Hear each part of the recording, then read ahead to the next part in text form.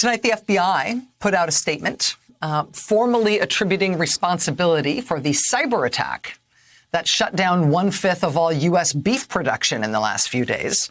The largest meat packer in the world, the largest beef producer in this country, is the gigantic company called JBS. They've got production facilities all over this country. All their production facilities were all shut down as of yesterday because of this ransomware attack that hit the company this weekend.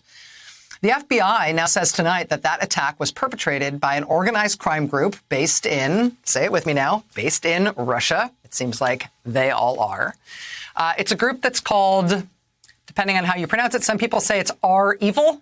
Other people just say Revil. In any case, it rhymes with evil. I am not an expert in this stuff, but the FBI also, in their statement of attribution tonight, used the name Sodinokibi. I'm sure I'm saying that wrong. It's a Russian-derived word. Sodinokibi.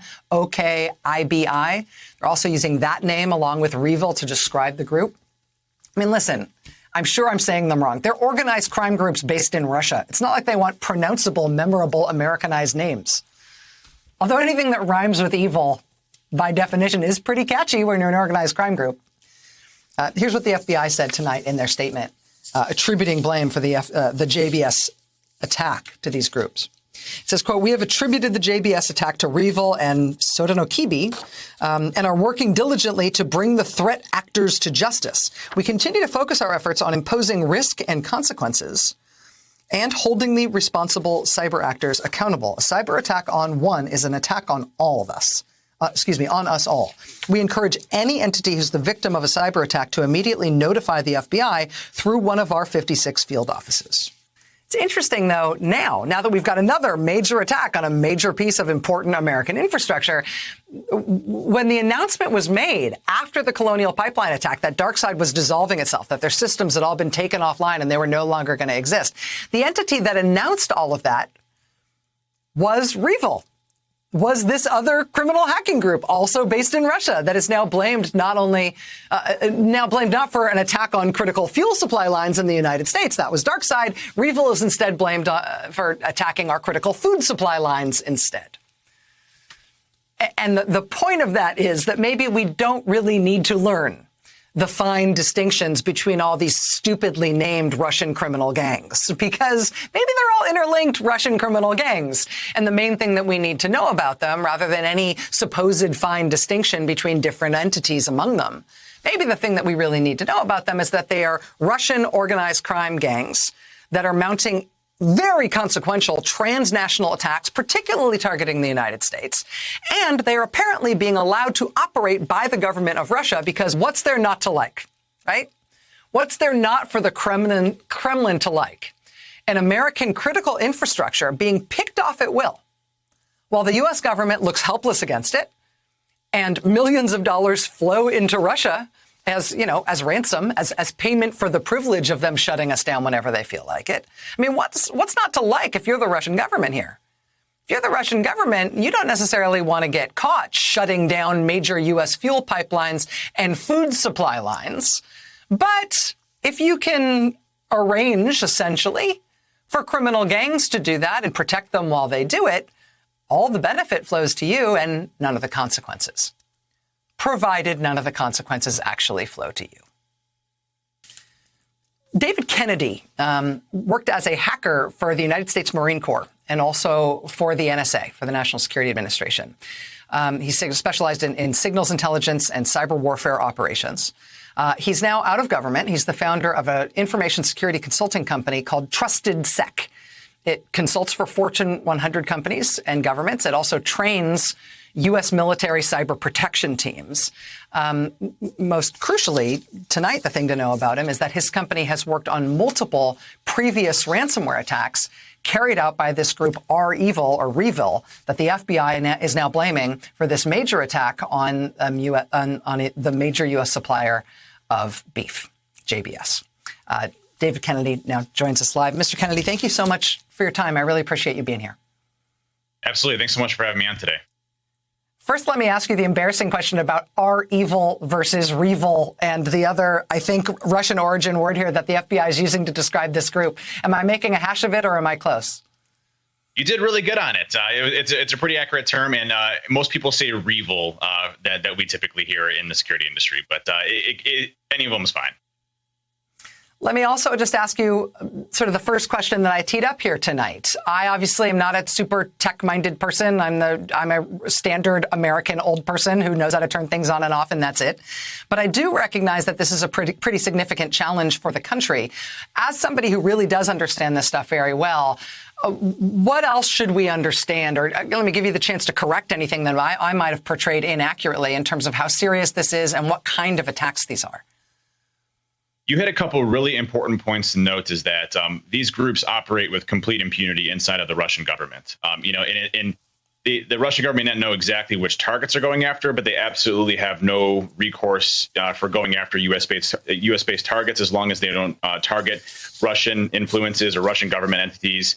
They can essentially work, as causing as much damage as possible. REvil, most specifically, nets over $100 million a year from ransomware groups. DarkSide, very similar to that type of figure as well. You look at Ryuk, multiple hundreds of millions of dollars per year. These groups continue to grow, expand. Their sophistication grows, and here's the big piece to note. You had mentioned, why are we just talking about this now? Has this been a problem for a long time?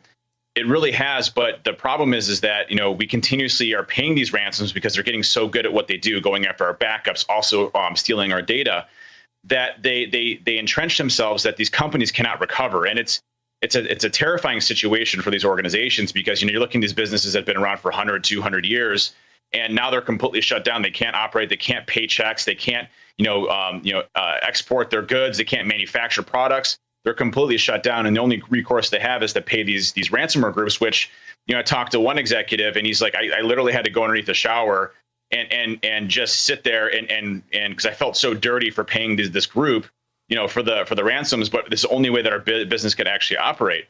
And they're making hundreds and hundreds of millions of dollars, and what they're doing is they're investing into more research, more development, so they're getting more sophisticated, which means they target larger organizations, which we saw with Colonial, we saw with JBS. We saw with Acer, we saw with Universal Health Systems. We're continuously seeing much larger breaches at a much larger scale now because the sophistication of these groups have grown.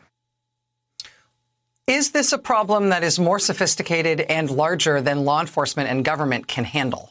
And I ask that sort of from two perspectives. Number one, you talked about the impunity with which these groups operate in Russia.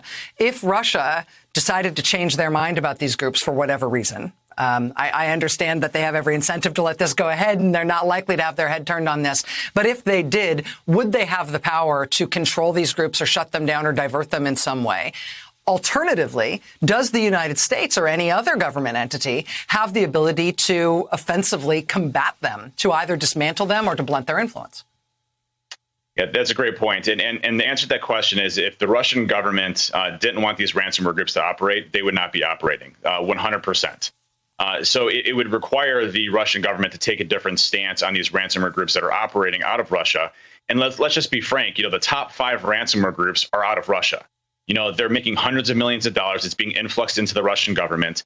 And it's good for business for Russia. It's bad for business for the United States. So it's good for Russia ultimately.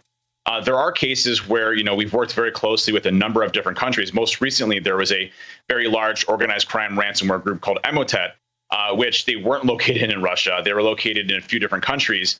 And law enforcement in those regions, in conjunction with law enforcement here in the United States, led raids that actually busted up this specific group, and they're no longer operating anymore. The problem is that as soon as this group went dark, 4 other ransomware groups took their spot. DarkSide, another example. DarkSide went dark.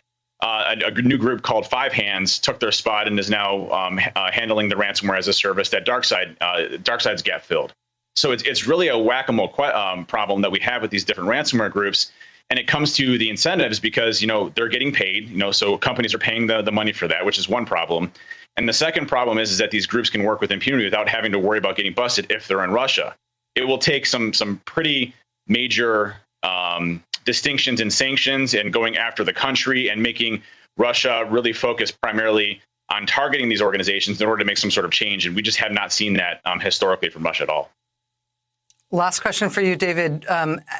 President Biden and Vladimir Putin are due to have a summit in 2 weeks. And we're seeing a lot of provocative behavior by Russia leading up to that summit. We're even seeing the Russian government bragging about the fact that they're planning on being even more provocative leading up to that summit. Do you think it's possible that these attacks are hitting closer and closer to the heart of sort of American critical infrastructure, hitting fuel supply lines, hitting food supply lines, in part because that's in the Russian government's interest in the terms of the way that they're trying to sort of test and provoke President Biden ahead of that meeting? Yeah, that's a great point to bring up, is that, we've never really seen ransomware groups target critical infrastructure like we have in the past several months. Let's just be clear. Russia has also been involved in the Russian government. The FSB has been heavily involved in some major prolific attacks against SolarWinds, which ultimately impacted Microsoft, Intel, VMware, Cisco, all the major companies that are the technological backbones of our country. Also, going after federal government agencies, our energy grid. I mean, Russia's government has been very overt on these cyber fronts, but we've never seen these ransomware groups bite off so big of an attack against critical infrastructure before. They've been primarily focused on, going after organizations, companies, manufacturing companies where they can make, $3 to $5 million, never the critical infrastructure that we've seen before. So they've been very brazen with what they've been doing, and it's very peculiar that it's around these same type of timeframes with the new administration coming on board to really test the water. So that's absolutely a possibility. These groups, again, don't focus on these high-value targets without some very clear communication coming from the Kremlin. So I'd be very surprised if they weren't aware that these targets were going on and if it wasn't directed by the government itself.